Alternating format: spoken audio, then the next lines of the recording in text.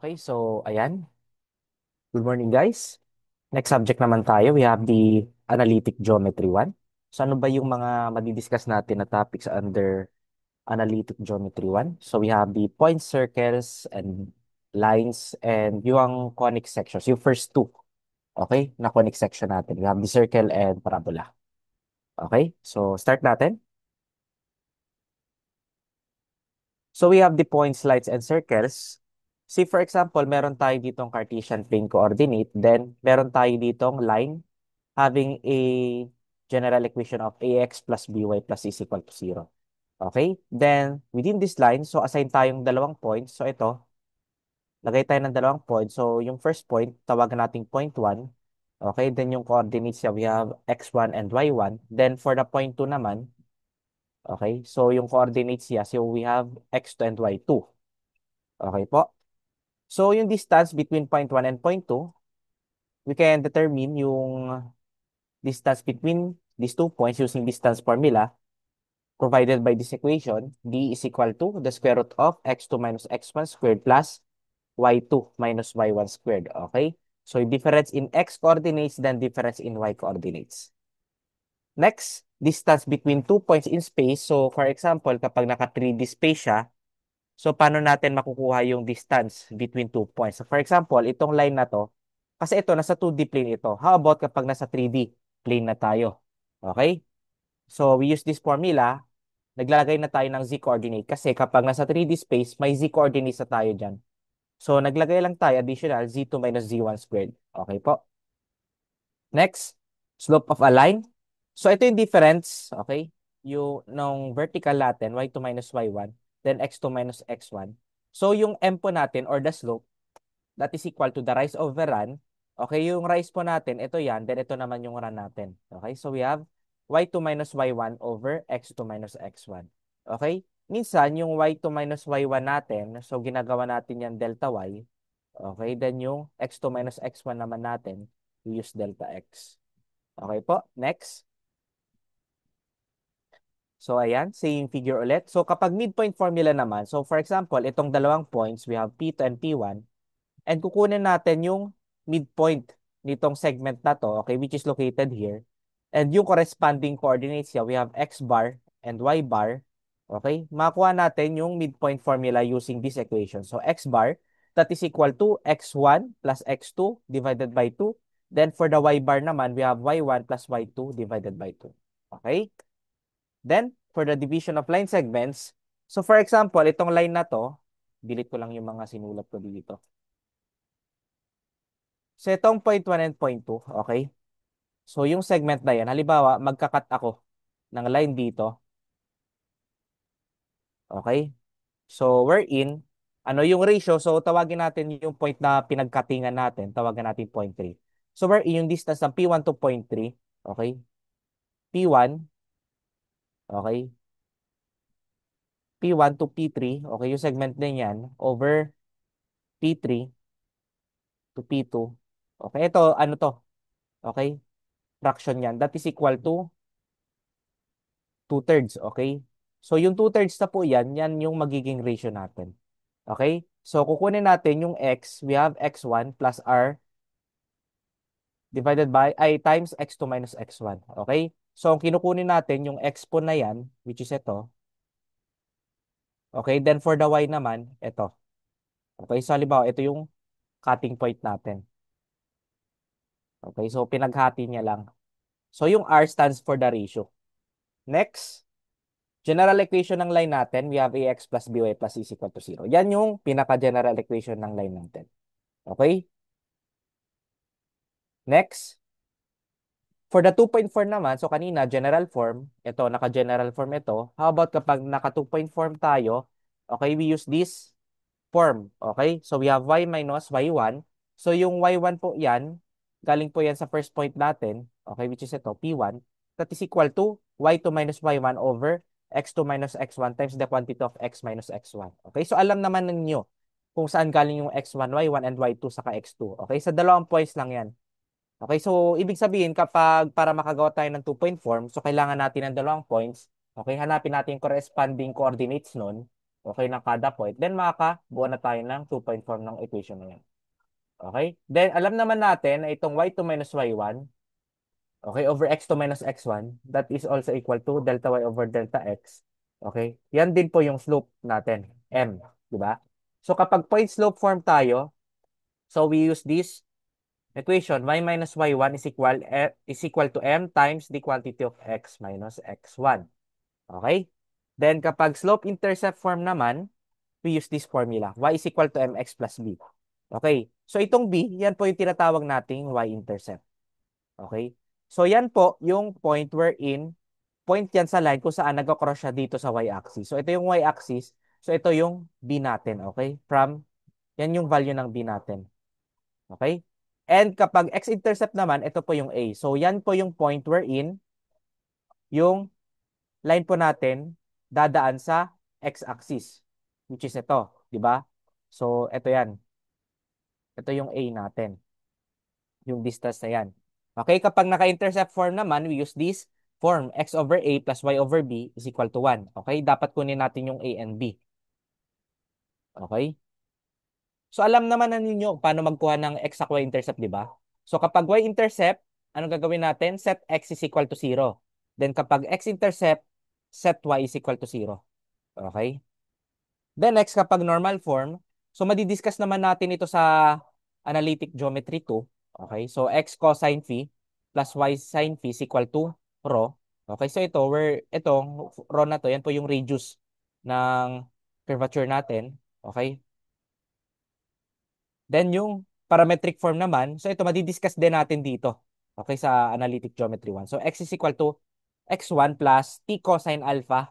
Okay, then y is equal to y1 plus t sine alpha. Okay? Then yung ginagamit natin dito is yung directional vectors. Okay? Kapag parametric. So meron tayong tatlong variables dyan, x, y, and t. Next. So next we have the angle formed by intersecting lines. So for example, meron tayong dalawang line, line 1 saka line 2. Okay? Then kinuha natin yung slope ng line 1 natin, okay? That is equal to M1. Then yung slope ng line 2 natin, we have M2. So pwede natin makuha yung angle between these two lines, okay? Using this formula. M2 minus M1 over 1 plus the product ng M1 and M2. Okay? So meron din tayo ditong way para makuha yung theta 2, okay? Yung angle from the horizontal nitong mga linya natin. Okay? So we have theta 2 is equal to inverse tangent ng slope natin. Then yung theta 1 natin is yung inverse tangent ng slope 1 natin. Okay? Then note, two lines are parallel if their slopes are equal. So ano example yan? So halimbawa, meron tayong two lines. Okay? Then, kung titingnan natin, di ba? Parallel ito.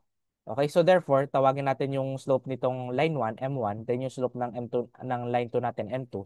Okay? So since parallel ito, okay? Therefore, yung slopes nila equal. Okay? Or vice versa. Kapag equal yung slope, parallel yung line.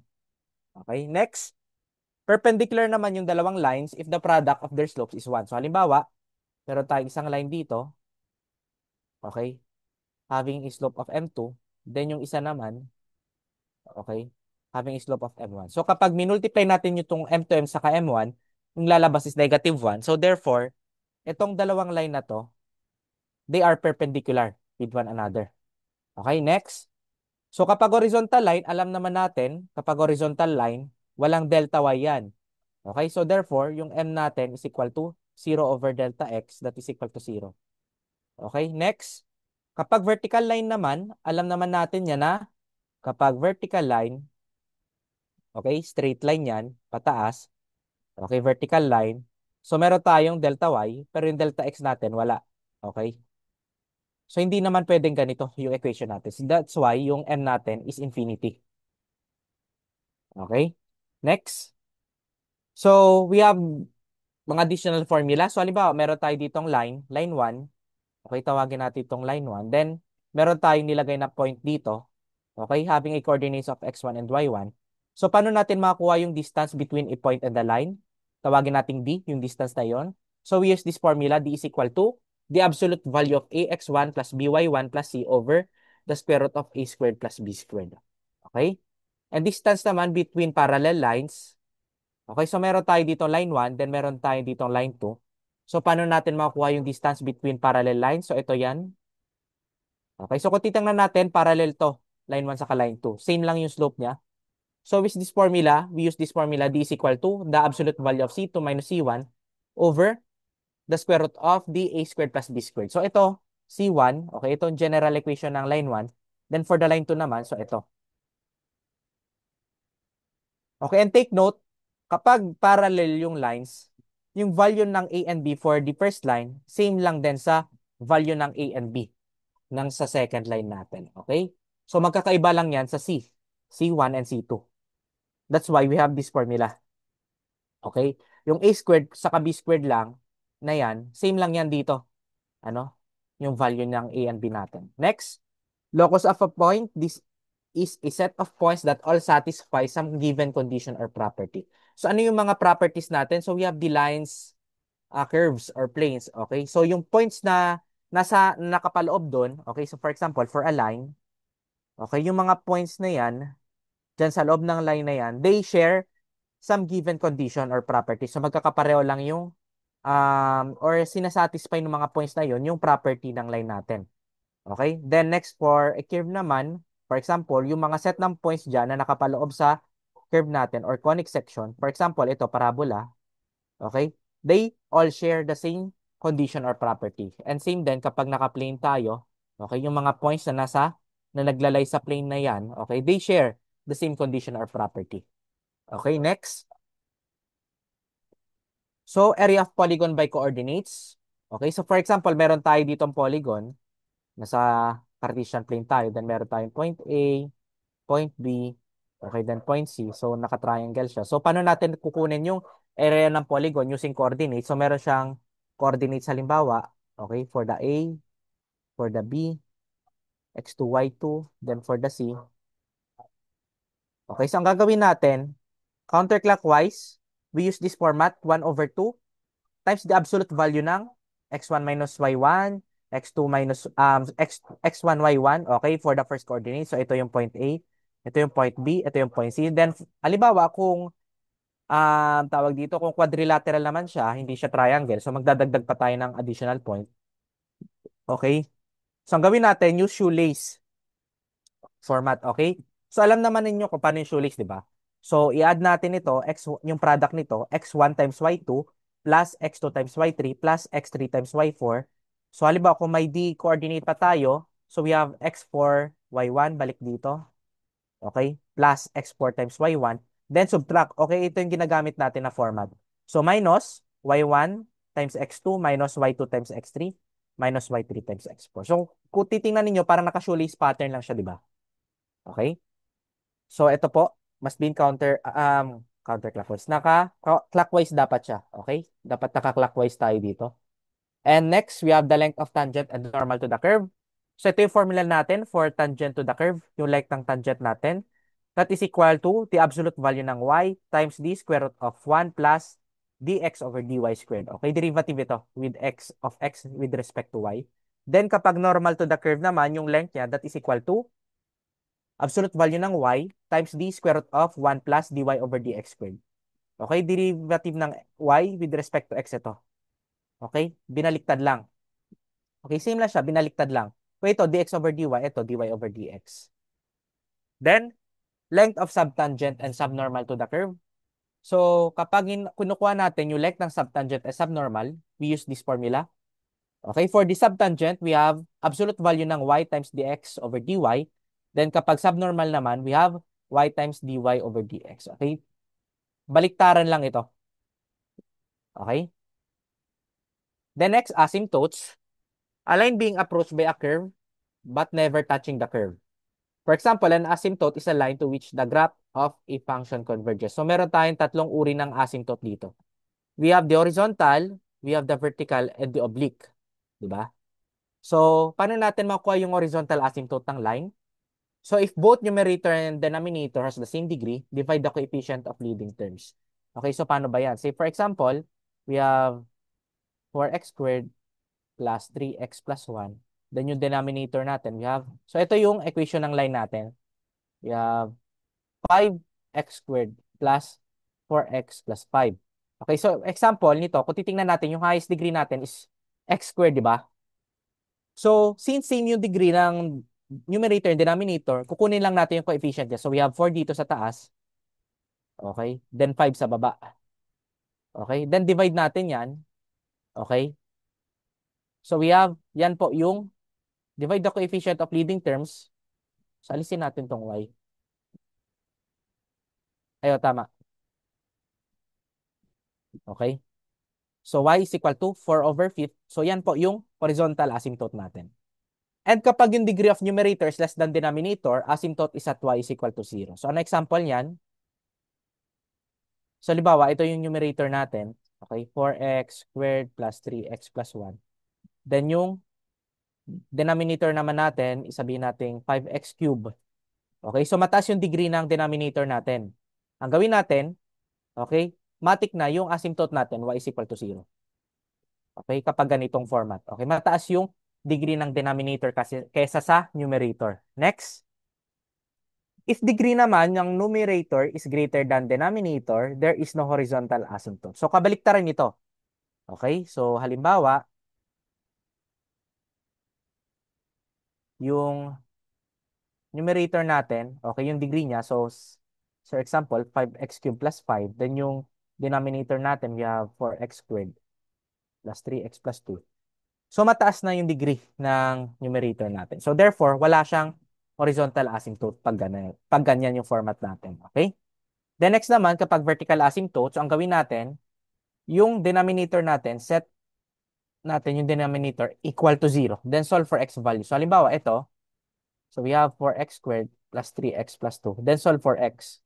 Okay? So, since naka-quadratic tayo, so dalawa yung values niyan. Okay? So, ibig sabihin, dalawa yung vertical asymptote natin dito. Okay? So, using this equation, di ba? So, kukunin lang natin yung denominator dyan. Then, yung denominator natin, set natin is equal to 0. Then, solve for x. Okay? Then, kapag slant asymptote naman, so, ano nakalagay dito? Divide the numerator by its denominator using long or synthetic division, and the quotient, okay, kahit may remainder siya or wala, okay, preceded by y gives the equation of the slant asymptote. So, halimbawa, sana yun? So, halimbawa,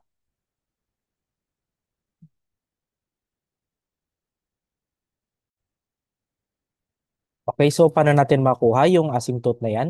So, divide lang natin ito, for example, ito, para makuha natin yung slant asymptote nitong equation na to. Okay, divide lang natin yung numerator sa denominator. Okay, then yung makuha nating quotient dyan, regardless kung may remainder or wala, then set natin equal to y, okay? Y is equal to the quotient, okay? Yan po yung magiging equation ng slant asymptote natin. Okay po? Next.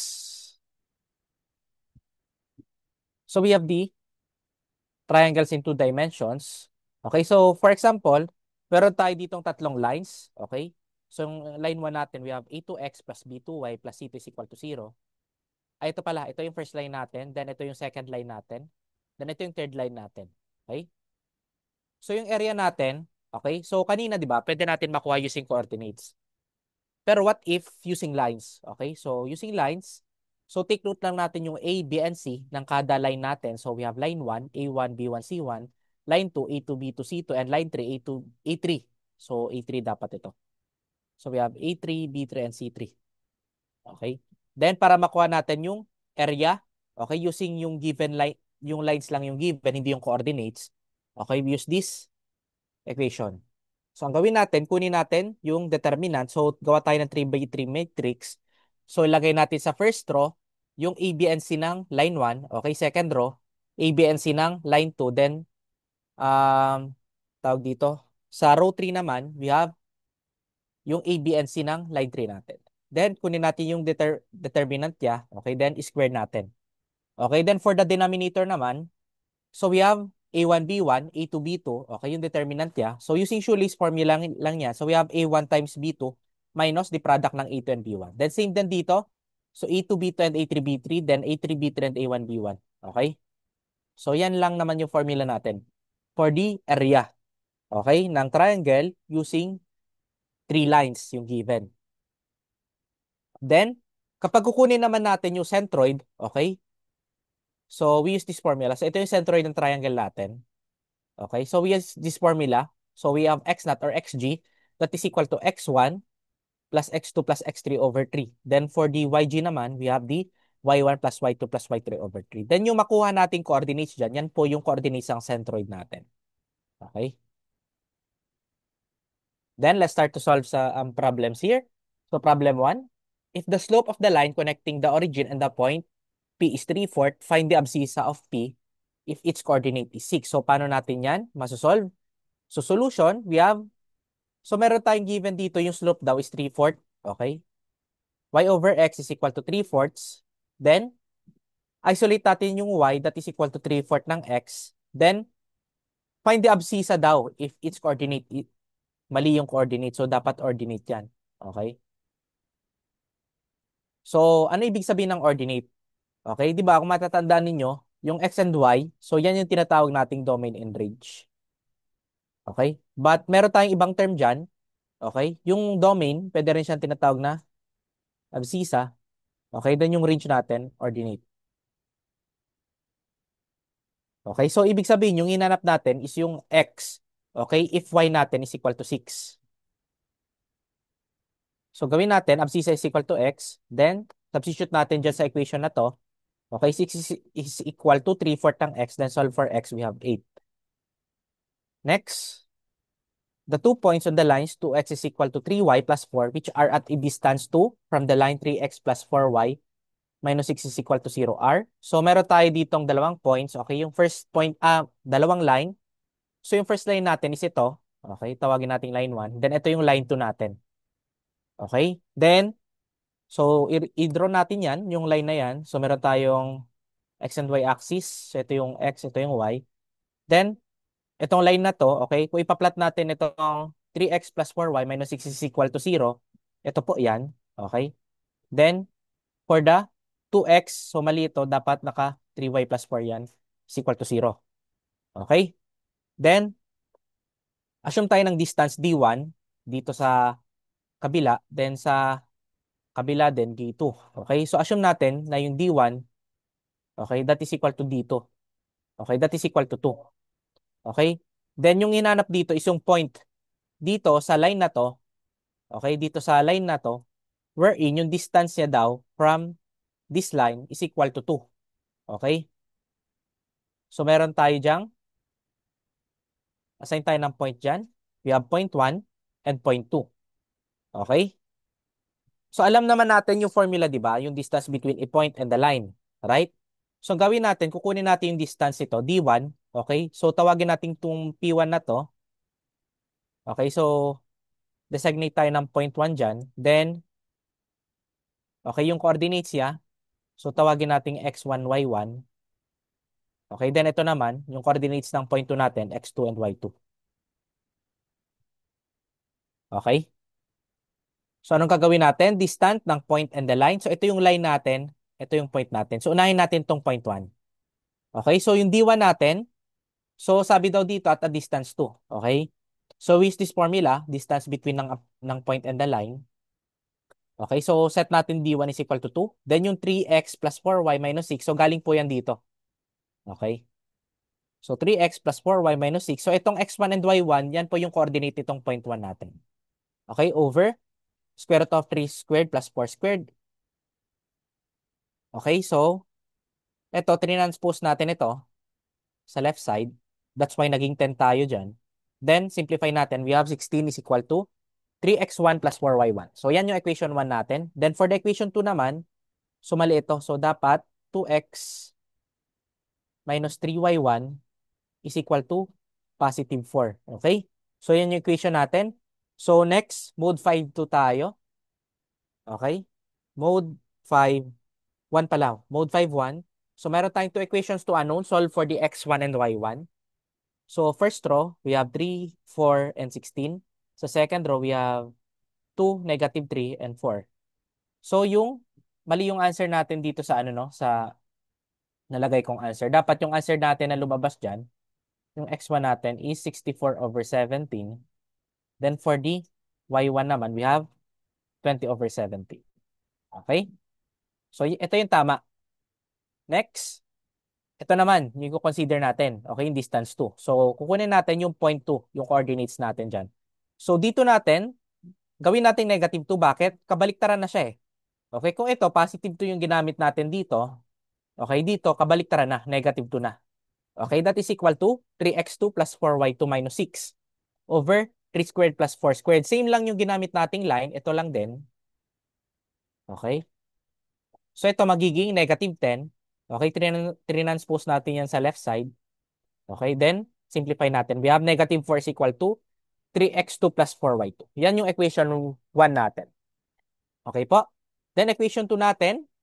So ito lang din. So mali yung pakalagay natin ng sign. So 2x minus 3y is equal to 4. Then two equations, two unknowns. So solve natin yan. Mode 5 1 ulit. So we have first row, 3, 4, and negative 4. Sa second row, we have 2, negative 3, and 4. So yung x natin dyan, we have negative 4, then yung y natin. Ulitin nga, so we have negative 3. Ay, hindi. 3, 4, negative 4 pala. Okay, so we have 4/17. So yung x2 natin, mali yung mga sagot natin dito, ano? So we have 4/17. Then yung y2 po natin, that is equal to negative 20/17. Okay, so ito po yung answer natin. Okay, ito yung point ng x1, then for point 2. Okay, ito yung point 1, coordinates ng point 1, then ito naman yung coordinates ng point 2. Okay po? Next, problem 3.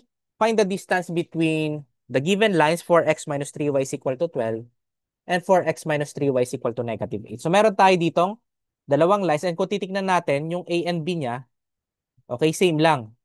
Okay, except dito. Okay, tawagin natin C1 and C2. So since same lang yung A and B, therefore parallel lines yan. 'Di ba? Kasi kung titingnan natin, okay, y is equal to delta y over delta x. Okay, so halimbawa, ito yung equation 1. Okay, ay m pala to, mali. So we have m, okay, m1, then m2. Okay. So kung titingnan natin, same lang yung A and B natin dyan. Therefore, same lang ito. Okay, same slope lang to. Okay? So ibig sabihin, parallel tong dalawang lines. So alam naman natin yung formula between the distance ng two parallel lines. We use this formula. Okay, given line 1, kunin natin yung A, B, and C niya. So ito, naging negative 12 kasi kailangan natin siyang matransform into a general equation, which is ito. Okay? So itong 12, lipat natin yan sa left side. Same din dito sa line 2 natin. Okay? Then, solve for the distance between two lines. So ito yung C1, C2. Okay, A and B, same lang. Okay? So we have 4. Okay, so dapat naka-absolute value tayo dyan. Okay po? So next, what is the distance between 2, negative 1? Ito yung point 1 natin. Okay, then 3, 7. Okay, so we have x1, y1, then x2, y2. Okay? So paano natin makuha yung distance between 2 points? So use distance formula. Okay, substitute natin. 3 minus 2 squared plus 7 minus negative 1 squared. Okay, then yung sagot natin, square root natin yan. Okay, we have 1 squared plus 8 squared, square root niyan, we have square root of 65 units. Yan yung answer natin for problem 4. Okay? Next, problem 5. Find the distance from the point, okay, yung x1, y1 natin. Ito. And meron tayong line equation. So, 8x minus 5y minus 121 is equal to 0. So, paano natin yan isosolve? So, alam naman natin yung distance, di ba? Yung distance between ng point and a line. Okay, we use this formula. D is equal to the absolute value ng ax1 plus by1 plus c over the square root ng a squared plus b squared. So, ito yung a natin, that is 8. Yung b natin is negative 5, then yung c natin is negative 1, 2 yun. Okay, so substitute natin yung mga values. Okay? So, we have 8 times 1 minus 5 times 1 minus 121 over the square root of 8 squared plus negative 5 squared. So we have 12.51 units. Okay? So yan yung answer natin sa problem 5. Okay? So kung titingnan natin, madali lang siya, no? So dapat sa ulo lang yung mga formulas natin na binigay kanina sa lecture part. Okay? Next, problem 6. So meron daw tayong triangle dito with 3 vertices. Okay? So yung A natin, point A. So we have x1, y1 natin, 1, 4. Yung x2, y2 natin for the second point, B. Okay? Then yung third point natin is C. Okay? Yan yung corresponding coordinates niya.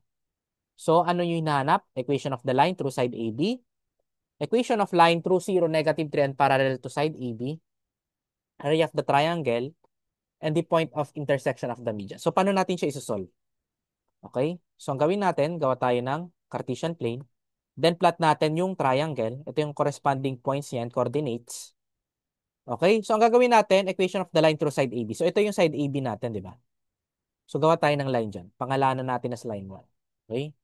So paano natin makuha yung equation ng line 1 natin? So paano ba? So kunin natin yung slope nito, line AB natin. So we have 6 minus 4. Ito, then ito, 9 minus 1 for the horizontal. Okay? So we have m is equal to 1/4. Then gawin natin, pipili tayo ng 2 points dyan, okay? So gamitin natin yung point slope form, okay? Ng equation natin. So kuha tayo ng point, either A or B. So pinili ko is A. Okay, ito yung gagawitin kong as x1 and y1. Okay? So substitute natin yan dito. Okay, meron na tayong m 1/4. Substitute natin dyan. Okay, we have y minus 4 is equal to 1/4 times x minus 1. Then yung 1/4, okay, alisin natin yung denominator by transposing it, yung 4 dun sa left side ng equation natin. Okay, so we have 4y minus 16 is equal to x minus 1. Then simplify natin. We have x minus 4y plus 15 is equal to 0. And yan yung answer natin sa part A. Okay? How about part B? So sa part B naman, ang inanap is yung equation ng line through 0, negative 3. So ito yung coordinates and parallel to side AB. So dapat parallel dito sa line 1. Ano yung equation ng line natin dyan? Okay, so plot natin kung nasaan yung 0, negative 3. Okay, nandito yan. Okay? So dapat parallel dito. So therefore, gawin natin nitong x1, y1. Okay, then same slope lang, m is equal to 1/4. Then we use point slope form ulit. Okay? So kinapi lang natin dito yung figure. Okay, so copy natin. Ito yung x1, ito yung y1. M natin, 1/4, di ba? Na-solve natin sa part A. So substitute natin dyan. Then transpose natin yung 1/4 dito sa left side. So we have 4y plus 12 is equal to x. Then arrange natin. So we have x minus 4y minus 12 is equal to 0. And then yung answer natin sa part B. Next. Okay. Area ng triangle. So paano yan? Meron naman tayong given na coordinate. So gamitin natin yung Shoelace method. Okay. So x1 natin. Ito yung x2, y2, then x3, y3. Using Shoelace formula, so solve natin. Sunod din lang natin yung pattern na to. So yung sum ng product nito. Okay. So ito magiging y1. Then ito naman, paataas. Okay. Then x1. So we have ito 1/4. Okay. Then dito naman sa second column, 9/6. Then sa third column, 7/2. Kung titingnan natin, naka-clockwise siya.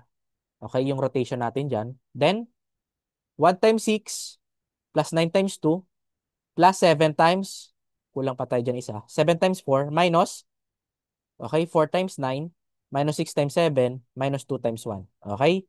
Then, absolute value niyan, kunin natin, then, 0.5 times 0.5 or 1 half times 1 half. Okay? So, we have area is equal to 14 square units. Okay? Next. So, ang hinanap naman sa part D is yung point of intersection ng medians. So, ano yung ibig sabihin na point of intersection ng medians? Okay? So, ito yung median nitong vertex na to. Then, ito din yung median ng vertex na to. Then, ito naman yung median ng vertex na to. So, ibig sabihin, itong point of intersection, ano yan?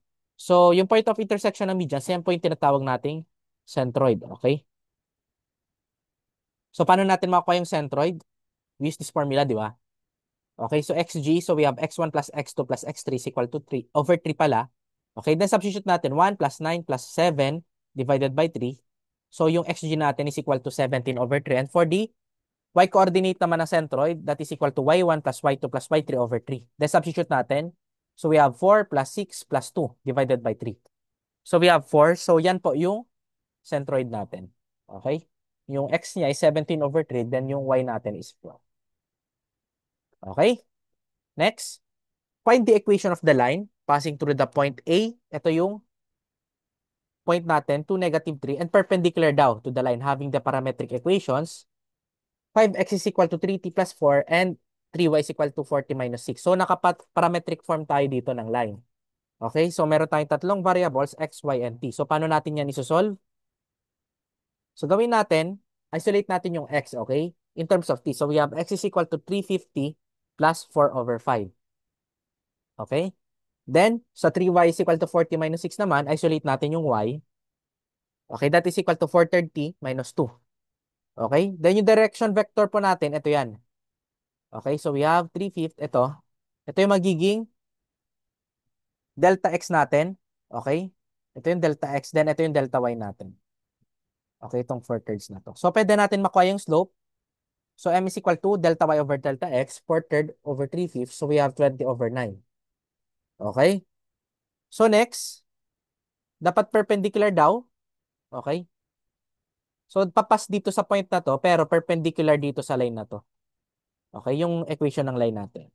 Okay, again, yung equation ng line, papas dito, dadaan dito. Okay? And then, perpendicular dito sa line na to. Okay? So, we have m perpendicular is equal to -1/m. Okay? So, galing yan dyan sa m1, m2 is equal to -1. Para masabi nating perpendicular, ano? So, solve natin yung perpendicular niya. So, baliktad nito, -9/20, then negative, di ba? So, equation through A to -3. So, using point slope form, ano? So, y minus y1 is equal to perpendicular slope over, hindi over, times the x minus x1. So, yung y1 natin, ito yung -3, then ito yung x1 natin, which is 2. Then, substitute natin. Okay? Magiging, ito lipat natin to 20 sa left side. So, we have 20 times y plus 3 is equal to -9 times x minus 2. Okay? Then, solve for, hindi solve. Simplify natin. So, we have 20 y plus 60. Dinistribute natin yung 20, ano? Is equal to -9x plus 18. Then, simplify pa natin. So, we have 9x plus 20y plus 42 is equal to 0. Okay? Next, problem 8. Determine the angle between 6x minus 7y plus 13 and 3x plus 2y plus 11 is equal to 0. So, alam naman natin kung paano natin kunin yung angle ng dalawang lines. Diba? So, gawin natin, kunin natin yung slope. Okay? So, gawin natin, kunin natin yung intercept form niya. So, we have y is equal to 6, 7x plus 13/7. So, parang nakaano siya, di ba? Y is equal to mx plus b. Okay, so yung slope natin, so we have 6/7 for the line 1. Okay, for the line 2 naman, we have 3x plus 2y plus 11 is equal to 0. Then, isolate natin yung y, that is equal to -3/2x minus 11/2. Then, n2 natin, that is equal to -3/2. Okay, so yan yung second slope natin. Then, use this formula. Okay? Then, substitute natin dyan. So, ito yung M2, ito yung M1. Substitute natin dito. Okay? Then, inverse tangent, lipat natin yung tangent dito sa right side. So, magiging inverse tangent siya. Then, solve for the theta. We have 83.09 degrees. Okay? Next. Problem 9. Determine the equation of the line that bisects the acute angle between lines y is equal to 7x minus 9 and y is equal to x plus 3. So, paano ba yan? Paano natin siya solve? Yung bisecting line natin. So, we have line 1 and line 2. So, ang gawin natin, draw tayo. Okay? So, we have x and y axis. Then, i-draw natin itong dalawang line 1 and line 2. Okay, plot natin yan dito. So, ito yung y is equal to 7x minus 9. Then, yung isa is y is equal to x plus 3. Okay? Then, ito yung bisecting line natin dyan. Okay? So, ibig sabihin ng bisecting line natin, so, ito yung angle, supposedly, between these two lines. Then, pag hinatin natin yan, ito yan, okay? So, equal yung value ng ano natin. So, tawagin natin theta 1, theta 2 ito. So, we have theta 1 that is equal to theta 2. Okay? So, ang hinanap natin is yung equation nitong broken line natin dyan. Paano ba natin yan makukuha? Okay? So, ito yung bisector line natin. So, ang gawin natin, ipag-equate. So, ano itong formula na to? Okay? Kung matatandaan natin, yan po yung ano, formula between a point and the line. Okay? So, ito lang. Consider lang natin ito. Yan po yung formula ng distance between a point and the line. So, ang gawin natin, lagay tayo ng point dito. Okay?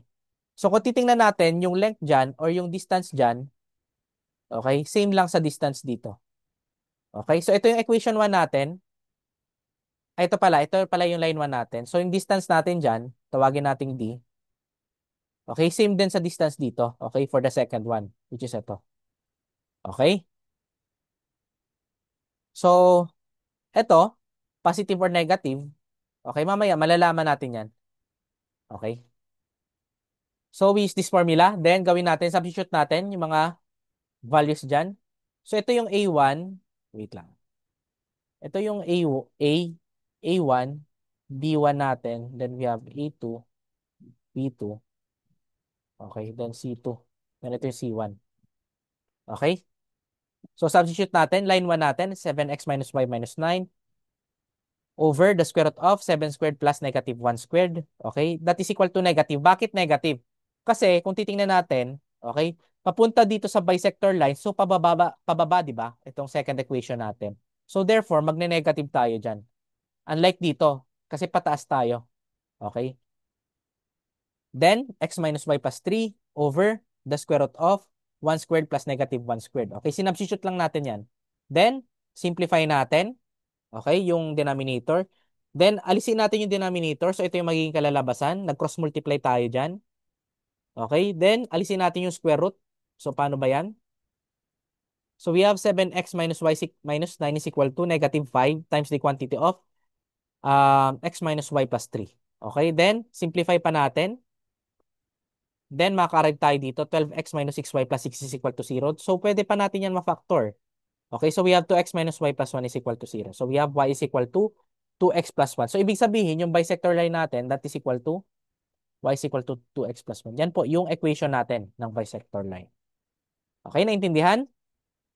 Next, problem 10 tayo. So, a curve is represented by x squared plus y squared minus 16y plus 39 is equal to 0. So, A, find the length of each subnormal at 0.45, then find the length of subtangent at 0.45, then angle between the tangent line and the x-axis. So, paano natin masasolve? So, part A muna, length of subnormal. So, ito yung formula natin, di ba? Yung length ng subnormal natin. Okay? So, that is equal to the absolute value ng y times dy over dx. So, ang gawin natin, copy natin itong equation dito, then use implicit differentiation para makuha natin yung dy over dx. Okay, so we have 2x plus 2y dy dx over dx is minus 16 dy over dx. So ito, magiging 0 ito. Okay, that is equal to 0. Then isolate natin yung dy over dx. So we have 2y minus 16 times dy over dx is equal to negative 2x. Then we have dy over dx is equal to negative x over y minus 8. Okay? So substitute natin at 4, 5 dy over dx is equal to negative 4 over 5 minus 8. Then dy over dx natin is 4/3. Okay? Then, solve natin yung length ng subnormal natin. So, sinubstitute natin, yung y natin is 5. Ito yung x. So, 5 times 4/3, we have 20 over 3. Okay? Next, part B naman. So, yung length naman ng subtangent, ito naman yung formula natin. So, kanina, yung dy over dx natin, ilan ba yun? So, we have 4/3, di ba? So, gawin natin, so dx over dy naman, kabaliktaran nito. So, therefore, yung dx over dy natin, that is equal to 3/4, di ba? So, yun lang. Then, length of subtangent natin is equal to absolute value ng 5 times 3/4. So, we have 15 over 4. Okay, ganun lang. Next, angle between tangent and the x-axis. So, paano ba yan? Okay, so ang gawin natin, phi is equal to arctan ng m. So, kunin natin yung slope. So yung slope natin, that is equal to dy over dx. 4 over third yan. Okay? So we have 53.13 degrees. Okay? Yan yung answer natin sa part C.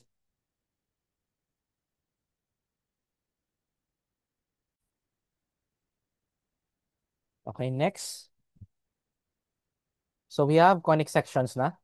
So ano yung conic sections? Definition. These are curves obtained from the intersection of a plane and right circular curve. So halimbawa, ito yung example lang locus ng curve natin. Okay? So out of that, pwede tayong maka-identify niyan. Ano? Pwede natin ma-identify kung yung locus ng point natin na mabubuo. Okay? So locus definition, set of points na sinasatisfy yung condition nung conic sections natin. For this case, okay? So, using these locus of points, okay? So, yung F1 and D1, okay? So, ito, tinatawag nating directrix, okay? Itong linya na to, vertical line. Okay? Then, yung distance from the locus, okay? Tinatawag nating D1, D2, D3, okay? Tinatawag nating D. And itong locus na to, okay, makakagawa tayo ng curve, yung set ng locus natin, ay yung locus mismo. Okay, makakagawa tayo ng curve dyan. Then meron tayong focus. Okay? So, yung distance from the focus hanggang dito sa locus ng curve natin, okay? Or yung mga points natin within this, within this curve, tinatawag natin siyang F. Okay? Then, for example, okay, yung conic sections yan, okay, yung definition niya, intersection ng plane and right circular cone. So, meron tayo ditong right circular cone. Okay? So, paano natin ma-identify kung hyperbola? Halimbawa, ito yung cutting plane natin. Okay? So, kung titingnan natin, ganito yung mabubuong shape, di ba? Yung curve natin. Parabola. Then kapag horizontal yung cutting natin, tulad dito, so makakabuo tayo ng circle. Then kapag slanted naman, makakabuo tayo ng ellipse tulad ditong nasa pinakaibaba. Then kapag ganito yung cutting natin, vertical, makakabuo tayo ng hyperbola. Okay? So, ayan. And as I said kanina, okay, pwede natin makuha yung determination or pwede natin ma-determine yung klase, kung anong klaseng conic section siya by checking itong D1 and F1. So, paano? Using eccentricity. Okay, so we have eccentricity E that is equal to the ratio ng F1 over D1. Okay? That is the ratio ng distance from the focus hanggang dito sa point na to na nasa curve over the distance ng directrix hanggang dito sa point natin sa curve. Okay? Then, paano natin ma-identify yan? Kapag yung eccentricity natin equal to 0, circle po yan. Okay? Then, kapag yung E natin, eccentricity is equal to 1, parabola siya. Then, kapag less than 1, ellipse. Then, kapag greater than 1, hyperbola naman. Okay? So, yan. So, ano yung general equation natin ng conic section? We have ax squared plus bxy plus cy squared plus dx plus ey plus f is equal to 0. Yan po yung kompleto na general equation ng conic section. So, paano natin ma-identify kung circle, parabola, ellipse, or hyperbola siya? Okay? By checking lang itong general equation. Okay? So, kapag b is equal to 0, so kapag A or C natin is 0, parabola siya. Okay? Ano ibig sabihin na to? Nito. So kapag yung A natin, 0 yan, so yung matitira natin, so itong BXY, 0 yan eh. So halimbawa, yung matitira natin is yung equation CY squared plus DX plus EY plus F. Okay? Parabola po siya. Or baliktad naman, CY squared naman yung 0. Okay? Yung AX squared plus DX plus EY plus F is equal to 0. Parabola din yan. Okay? Then kapag if A and C are not 0 and opposite signs, hyperbola siya. Okay? So, pag may value yung A and C natin, pero magkaibang sign niya, halimbawa, ito yung positive, ito yung negative, or baliktad, ito yung positive, ito yung negative, hyperbola po yan. Okay? Then, if A and C have the same sign, so same yung sign niya, whether positive or negative, so both A and C have the same sign, kapag equal yung value ng A and C natin, circle po yan, pero kapag hindi, ellipse siya. Okay? Then, case 2 naman, if B is not equal to 0, so i-check natin yan yung B squared minus 4AC natin. Okay? So, kapag yung B squared minus 4AC natin equal to 0, parabola siya. Pero kapag less than 0, ellipse siya. Pero pag greater than 0, hyperbola. Okay, so anong ibig sabihin ng BXY niyan? Okay, so halimbawa, kapag buha tayo ng Cartesian plane, then halimbawa, kapag parabola siya, okay, kapag b is not equal to 0, may bxy tayo. So yung pakaka-curve ng parabola natin is parang ganito, slanted siya. Okay? Or kapag ellipse naman, since may bxy tayo, pag ganito yan. Okay? Or kapag hyperbola, okay? Pag ganito siya. Okay? Or pwede rin pag ganito.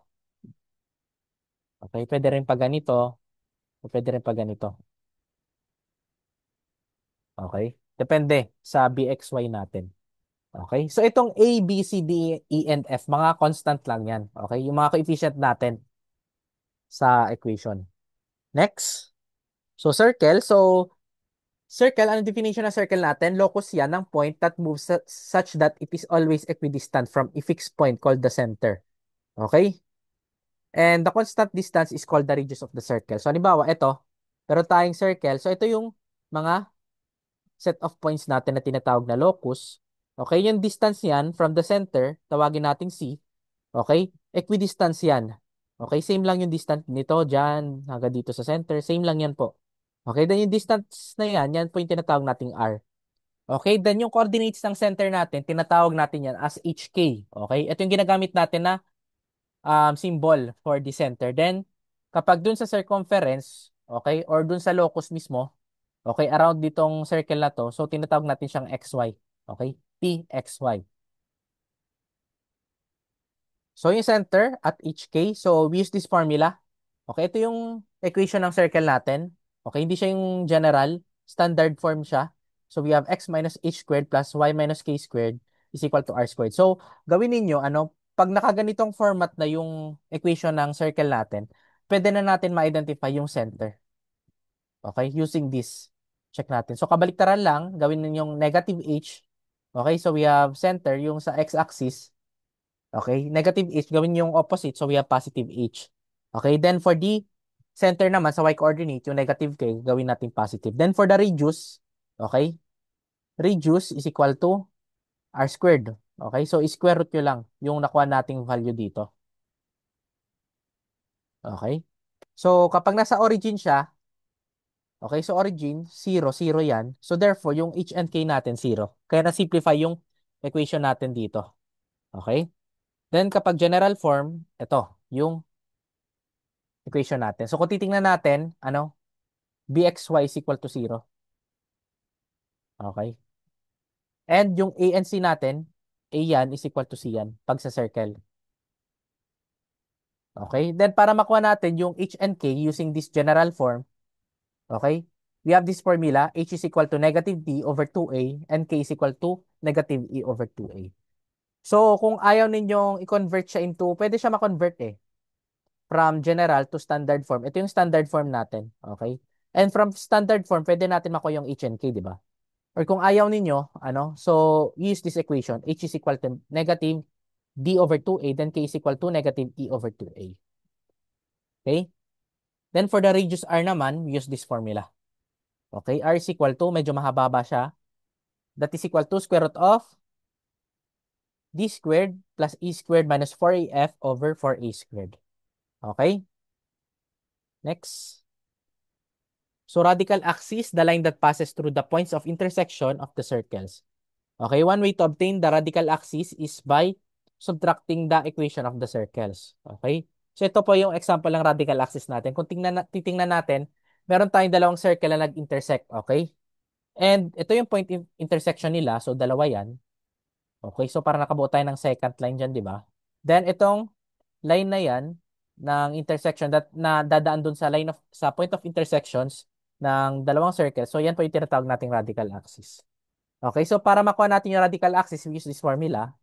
Okay, d1 minus d2 times x plus e1 minus e2 times y plus f1 minus f is equal to 0. So, yung mga d1, e and f na yan, galing po yan sa general equation ng circle natin. Okay, so halimbawa, yung circle 1 natin, yung general equation niya, so we have ax squared plus cy squared plus dx plus ey plus f.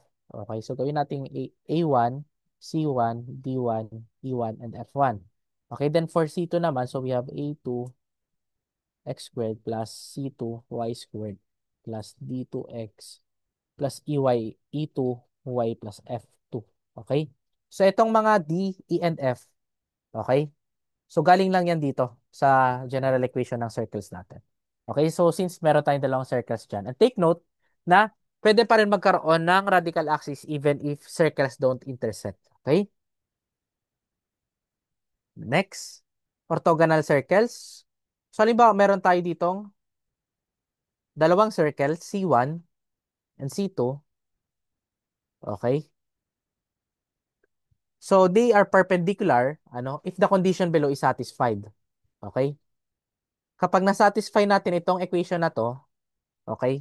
So kapag na-equate natin yung value dito sa right side, okay, same lang yung nakuha nating value. So therefore, yung dalawang circle na yan, orthogonal po yan. Okay? They are orthogonal with each other. Okay po? So alam naman natin yung D1 eh. Ito yan, ito yan, ito yan. D1, E1, and F1, then D2, E2, and F2. Okay? Next. So parabola naman. So kanina sa circle, equidistant siya from the center. Okay? Yung mga locus ng point natin. Pero dito, so this is the locus of the point that moves such as its distance from a fixed point called the focus is always equal to its distance from a fixed line called the directrix. So kanina, 'di ba? Yung pinakita kong figure, halimbawa, ito yung parabola natin. Ito yung directrix. Okay? Ito yung directrix. Then, ito yung foci or focus natin. Focus pala. Okay? So, tinatawag natin itong F1. Yung distance nito, tawag natin F1. Okay? Then, ito yung D1 natin. Okay? So, we have D1 is equal to F1. Ito yung focus natin. Okay? Then, ito, tinatawag natin yung vertex dito. Okay? Then, we have, ito rin. So, we have, halimbawa, D2. O tayo dyan. Then, yung distance dyan, F2. So, we have D2 is equal to F2. So, that's why, yung, ano, eccentricity natin, F1 over D1. So, pareho lang siya. So, eccentricity natin pag parabola, that is equal to 1. Okay? So, ayan. Yan lang naman pag sa parabola. Delete natin yan. So, halimbawa, ito yung example ng parabola natin, naka-opens upward siya. So, ito yung directrix. Okay, kung titingnan natin, D1, wait lang. So, itong D1 natin, same lang yan sa F1. Okay? Then, yung D2 natin, same din yan sa F2. Okay, and then yung distance natin, ito yung tinatawag natin vertex. Okay? Vertex. And ito yung tinatawag natin directrix. Okay, yung distance ng vertex to focus is equal to A. Then yung distance then from vertex to directrix natin is also equal to A. Okay?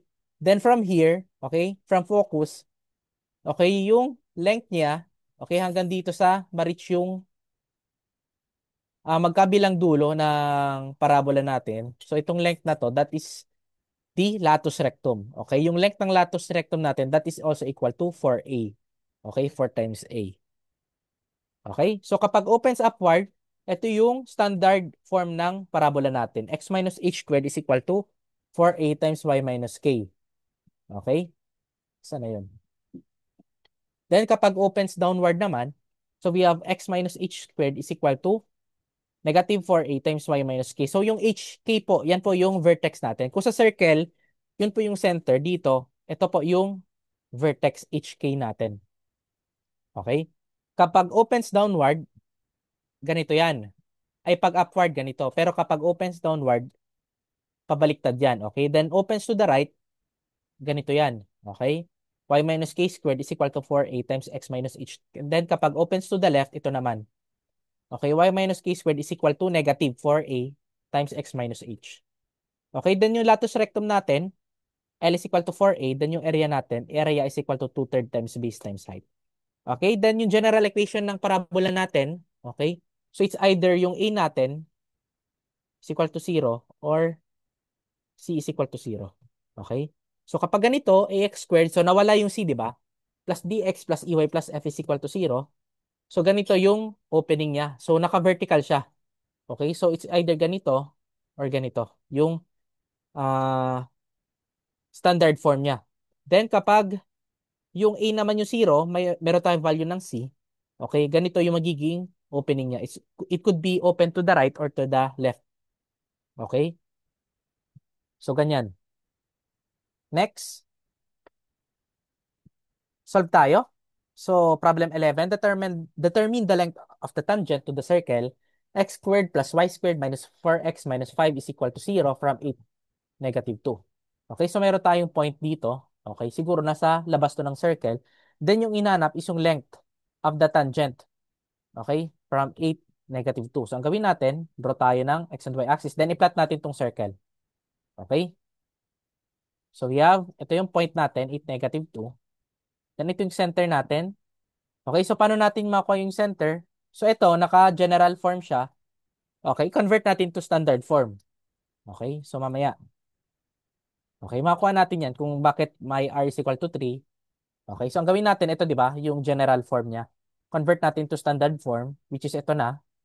Okay, so ang ginawa natin, nag-completing the square tayo dyan. Okay, so we have x squared minus 4x plus 4, di ba? So magdadagdag tayo ng plus 4 dyan. Then lipat natin dito. Tama ba? X squared minus 4x minus 4 plus y squared. So we have x minus 2 squared. Wait lang. X squared minus, wait lang, plus y squared. So we have ito, magiging positive 4, ay positive 5. Okay. Then ito, negative 4 pala to. Tama ba? Negative 2. Wait nga, so we have x squared minus 4x pala. Then negative 2 times 2 plus 4. Okay, plus y squared minus 5. Okay, is equal to 0. Then solve for center natin. So ito yung h natin. Then ito yung k natin. Okay, so 0 yung ano natin k. Then yung r natin is equal to 3. Okay?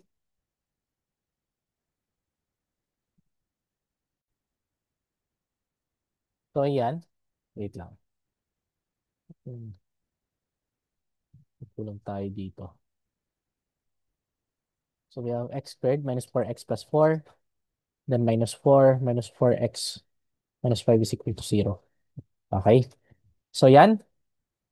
Ako na natin yung center, which is 2 and 0, HK natin, then yung radius natin, that is equal to 3. Okay, so ang ginawa natin, ang kinukuha kasi natin, halimbawa ito yung point natin, okay? Then, kukunin natin, gagawa tayo ng line dyan, okay, na tangent dito sa circle natin, okay? So ito yung line natin yan, tawagin natin L, then ito rin, okay? Same lang yung distance natin dyan sa taas sa kababa. Okay, then i-connect natin yan from here, yung point na to, connect natin dito sa center, okay? So, ito yung radius natin. Yan, yung ginuhit ko ito. Tapos ito, radius din yan. Ay kung titingnan natin, since tangent siya dito, so therefore, right triangle ito. Okay? Then, gawa tayo ng linya dito. Okay? So, next, anong gagawin natin? Para makuha natin yung L, okay, kunin natin yung distance between C and P. Okay? So, we have length is equal to, okay, mamaya yan. So, kunin natin yung CP. So, ito kasi, right triangle yan, di ba? So, using Pythagorean theorem lang to para makuha natin yung length L natin. Okay, kunin muna natin yung CP. Okay, yung segment CP natin, which is ito. Okay. Using distance formula, so we have square root of 8 minus 2 squared plus negative 2 minus 0 squared. So, nakuha na natin yung segment CP that is equal to 2 square root of 10. Then, we use this formula. Okay, Pythagorean. Substitute natin yung R natin, nakuha na natin 3. Then, makuha na natin yung value ng L. So, we have square root of 31. Okay? Next.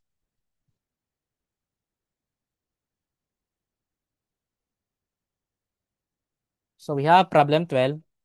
Sa problem 12 naman, what is the radius of a circle with the equation 2x squared plus 2y squared minus 3x plus 4y minus 1 is equal to 0. Okay, solution natin. So, from general form, convert natin into standard form. Okay. So, completing the square, itong x squared minus 3 half x, that is equal to x minus 3 4 squared plus 9 over 16. Okay. So, copy na yan dito. So, ito naman, y squared plus 2y, that is equal to y plus 1 squared minus 1. Okay. Okay, tama ba? So, 2y plus 1 minus 1. Okay, nasobran lang dito. Okay, nasobran lang yung negative 1 half. Alisin natin yung negative 1 half. So ito yung magiging format natin. So we have x minus 3/4 squared plus 9/16 plus y plus 1 squared minus 1 minus 1 half, okay, is equal to 0. Then, simplify natin. Lipat natin sa right side ng equation yung mga coefficient or constant natin. So we have quantity of x minus 3/4 squared plus quantity of y plus 1 squared is equal to 33/16. So ito yung h natin, ito yung k, ito yung r natin, square root nito. Okay? So h natin, opposite ito, we have 3/4. Okay? Then yung hk natin, so we have 3/4, then -1. Then yung center natin, or yung radius pala, sorry. So yung radius natin, square root natin nito. So that is equal to square root of 33/4. Okay, so ganun lang. Next, problem 13. So meron tayong dalawang circle. So circle 1 natin, x squared plus y squared minus 6x plus 14, y plus 49 is equal to 0. Then yung second circle natin, we have x squared plus y squared minus 4x is equal to 0. So find the radius of circle C1, find the center of circle C2, then equation ng radical axis. So paano natin siya isosolve? So first, find the radius of circle 1. So ito, general equation siya. Convert natin siya into standard equation. So nag-completing the squares tayo dito. Okay? Then so we have x minus 3 squared plus y plus 7 squared is equal to 49. So kung titingnan natin, yung radius natin is the square root nito. That is equal to, tama ba? So 49 minus 9, wait lang. Wait lang guys ah. So plus 49 plus 49 minus 9 plus 49. So we have ilan ba yan? Parang mali yung radius natin.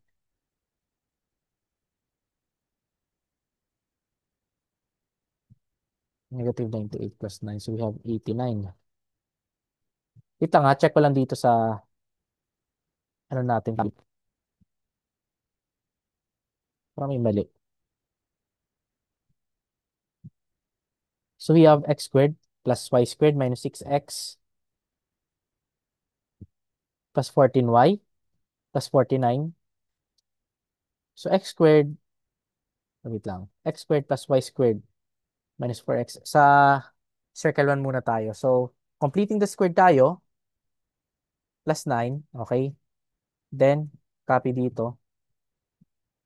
Okay, so dapat may negative 9 dito. Then ito, 49. Okay. So ito, dapat negative 49 ito. Okay. So ang result natin dito, we have 9 lang. Okay. So square root of 9. So we have r is equal to 3. Okay. So we have dapat yung lumabas dito, x minus 3 squared plus y plus 7 squared is equal to 9. Okay. So namali lang ko sa sign dito sa taas. Next. Center ng circle 2. So, one way pala para ma-solve natin yan, kung ayaw ninyong i-convert siya into standard form, so ito naka-standard form eh. So, pwede naman, di ba, yung general equation. Okay? Meron tayong binigay na formula doon. Okay? Doon sa, sa nakaraang slide natin. Yung para makuha natin yung radius. Di ba? So, nasaan yan? Wait lang. Ito. Di ba? So, itong nasa baba. Ito. Pwede naman ganito. Pero kung ako kasi papapiliin, medyo mahaba eh. Dagdag pa yun sa uluhin natin. Okay? So, para mabawasan yung need natin memorize, so minsan, formula nga, pero depende rin sa inyo kung gusto nyong isaulo ito, walang problema. Okay? So, ayan. Parang backup lang, di ba? Saan na tayo?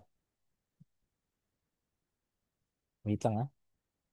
Hinahanap ko yung slide.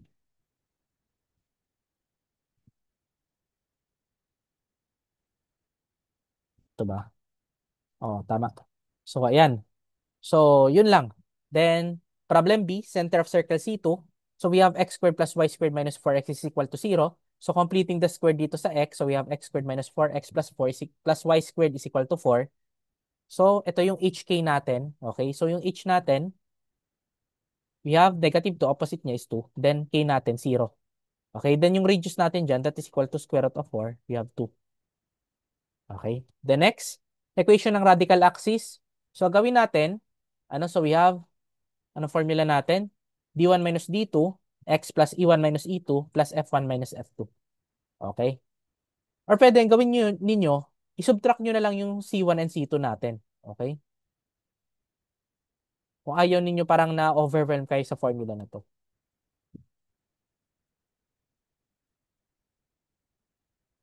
Wait lang. Lipat natin dito. Then, yung isa, x squared plus y squared minus 4x. Okay, so i-minus lang yun natin yan. So we have ito, cancel out ito. So we have negative 6x minus 4x minus negative 4x. So we have negative 2x. Then, plus 14y plus 49. Okay? So ito lang yan.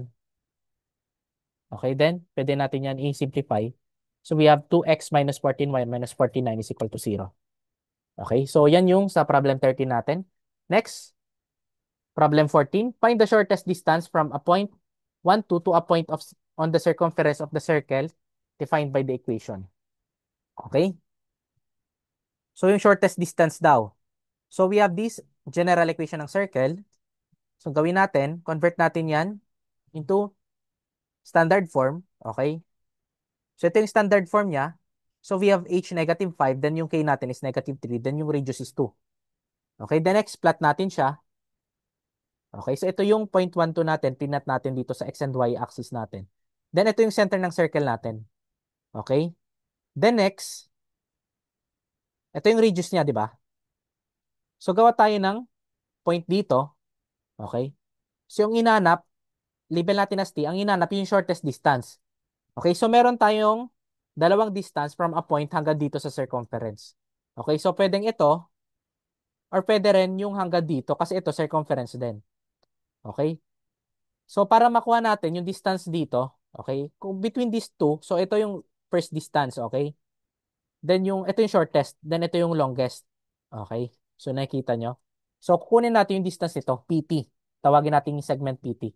So para makuha natin yan, okay, kunin natin yung distance PC, okay, using distance formula. Okay, meron naman kasi tayong given na coordinates dyan ng P and C. Then, bawasan natin ng radius.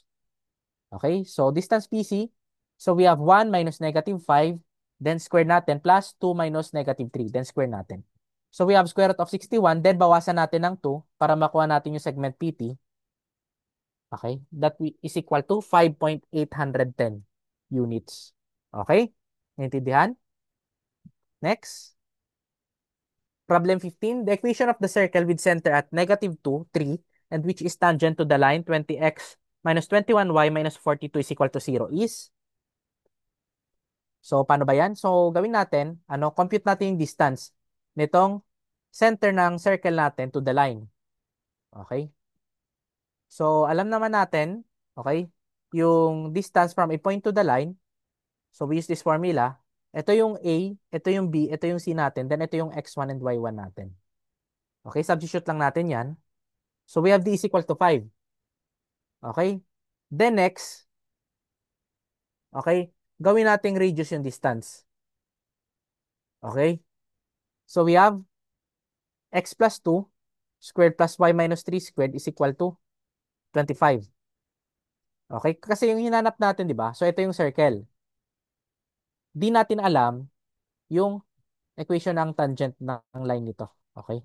So ito yung distance, tawag dito. Ito yung center. So nakuha natin, di ba? So ang ginawa natin kanina, kinompute natin yung distance nito. Okay, yan yung D. And kung titingnan natin yung D natin, yan na po yung radius. Okay, so meron tayong HK, meron na tayong radius. So pwede na natin makuha yung equation ng circle natin, di ba? Okay? So gawin natin, expand natin, then gawin natin general form. So we have x squared plus y squared plus 4x minus 6y minus 12 is equal to 0. Okay? So ganun lang. Next, problem 16, find the radical center of the following circle. So meron tayo ditong tatlong circles. Okay? So, paano natin kukunin yung radical center niya? So, ang gawin natin, kunin natin yung radical axis ng C1 and C2. Okay, ito yung C1, C2, and C3 natin. So, kunin natin yan. Okay, subtract lang natin yan, itong dalawang equation. Okay, yung x squared and y squared, magka-cancel out lang yan. Okay, so negative 4 minus negative 2. 2 minus 4, then negative 1 minus 1.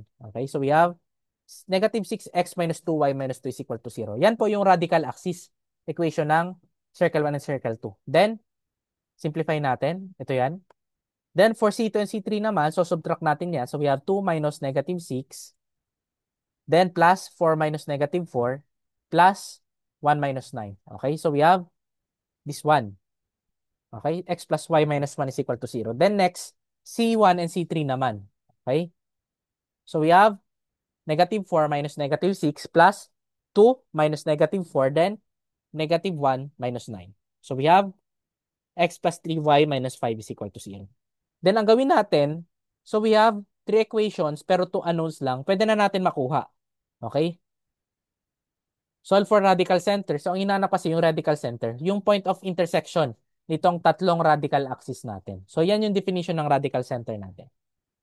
So we have x plus y. So gamitin natin yung equation 2 natin, ito sa baba, equal to 0. Then y is equal to 1 minus x. Then substitute natin dito sa first equation natin. So 3x plus y plus 1 is equal to 0. So we have 3x plus 1 minus x plus 1 is equal to 0. Solve for x, we have negative 1. Then substitute natin dito yung negative 1. So we have y is equal to 2. So same lang yan. Kapag in-input natin yan dito, so we have, ito ang gamitin natin. So negative 1 plus 3 times 2 minus 5. So equal lang yan sa 0. So nasatisfy natin yung equation 3. So therefore, yung radical center natin that is located at x is equal to negative 1, then y is equal to 2. Okay? So ganun lang. Next. Problem 17 tayo. So meron tayong parabola having an equation of x squared plus 4x minus 8y plus 20 is equal to 0. So A, determine the location of vertex. So naka-general form tayo dito, no? Then B, location ng focus. Then C, yung area bounded by the parabola and its latus rectum. So paano ba yan? Then meron pa, equation ng directrix. So kung titingnan natin location ng vertex, so ito yung general form. General equation, convert natin to standard. Okay? So, completing the squares tayo dito. Okay? So, we have x plus 2 squared is equal to 8y plus 16. Then, okay, factor out natin itong 8. Okay, so we have y plus 2. Okay, ito yung magiging h. Ito yung magiging h. Ito yung magiging k natin. Then, ito yung magiging a. Okay? So, we have vertex natin at negative 2 sa x and y coordinate is 2. Okay? And opens upward siya kasi walang negative dito. Kapag naka-negative ito, so opens downward yan. Pero since wala, upward tayo. Okay? So ang gawin natin, plot natin siya. So ito yan. Ito yung parabola natin. And ito yung formula niya. Ito yung vertex natin, negative 2 and 2. Then next, location of focus. So ang focus natin, located lang yan at A sa taas. Okay? Yung A natin, that is equal to 2. Okay? So 2 yan. So that's why, angat tayo ng 2 dito. So we have focus natin, yung coordinates ng focus natin, negative 2 and 4 sa x and y. Okay, kung i-draw natin yan, ito yung A. So wait lang, remove natin to. Okay? So yan po yung focus natin. Next, part C, area between vertex and LR. Okay? So paano natin makuha yung area between the vertex and the latus rectum? So gawin natin at y is equal to 4. Okay? X squared plus 4x minus 8 times 4 plus 20 is equal to 0. So meron tayong x1 is equal to 2, then x2 is equal to negative 6. So ito yung magkabilang dulo niya. Okay? So negative 6, 4 and 2, 4. So ito po yung haba ng latus rectum natin. That is equal to 4a din. 4 times 2. That is equal to 8. Or pwede rin kunin nyo yung distance between 6 and 2. That is equal to 8 din. Okay? So L is equal to 8. So area natin, formula ng area ng parabola, 2/3 times base times height. So yung base po natin will be the latus rectum. Then yung height natin is A. Okay? So we have 2/3 LA. Substitute natin mga values. Area is equal to 2/3 times 8 times 2. So we have area is equal to 32 over. And then yung answer natin sa part C. Then last naman, yung equation ng directrix. Kung titingnan natin, yung distance ng directrix from the vertex, that is also equal to A. Okay? So bababa tayo ng how much A sa Y natin. So we have equation natin dito. Okay, kung ito, 2 minus 2, that is equal to 0. Okay? So we have equation ng directrix natin, y is equal to 0. Okay po, next. Problem 18. So meron tayong arch in the shape of an arc of parabola measuring 6 meters across the base. So yung base niya daw is 6 meters, ano? And yung top daw is 2.5. Okay, so yung distance nito is 2.5. Okay? Find the length of the beam parallel to the base and 2 meter above it. So parallel sa base, pero yung distance daw nito, that is equal to 2 meters. So paano ba yan? So vertex form of parabola, so kung titingnan natin, naka-open yan downward, di ba? So draw natin yan. So we have, ito yung vertex natin. So gawin natin gitna 0. Okay, dito yung y-axis natin. So yung coordinates na vertex natin, we have 0, then negative 2.5.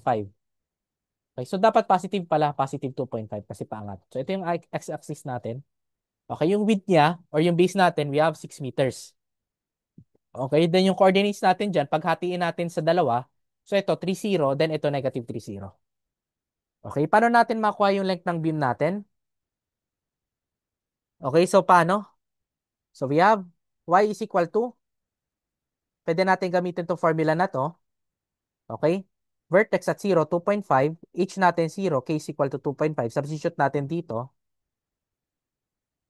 Okay, so we have y is equal to a times x minus 0 squared plus 2.5. Ito, galing lang naman to sa standard form ng parabola natin.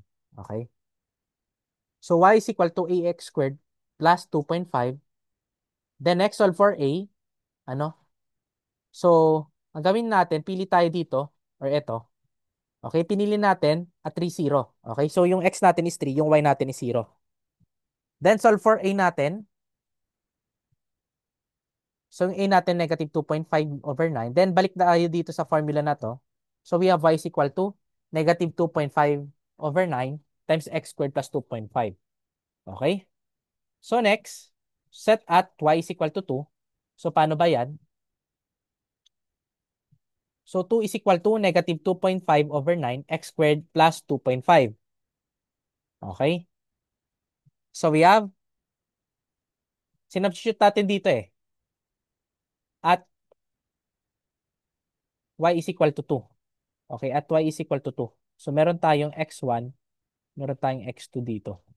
Okay? So sinubstitute natin at y is equal to 2. Yung x natin is positive or negative, square root of 1.8. Okay? Pero yung hinanap is yung length. So therefore, i-times 2 lang natin yung x natin.